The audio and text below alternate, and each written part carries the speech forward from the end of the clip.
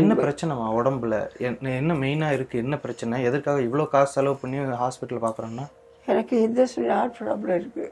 Heart problem இருக்குது. முட்டி வெளிது பாரு, முட்டி இந்த மாதிரி முட்டி வெளி, இந்த மாதிரி கையில் அப்படி. எதனால நம்ம இது ஹாஸ்பிட்டலில் ஊசி போட்டாங்க. போட்டு கையை இந்த மாதிரி பண்ணி வச்சுட்டாங்க. ஊசி போட்டு போட்டு இப்படி ஆயிடுச்சா? ஆமாம், போட்டு போட்டு இந்த மாதிரி அந்த மாதிரி சித்திரவதை பண்ண பட்டுக்கிட்டு இருந்தேன். அந்த சித்திரவதை படக்கூடாதுன்னு தான் சொன்னார்.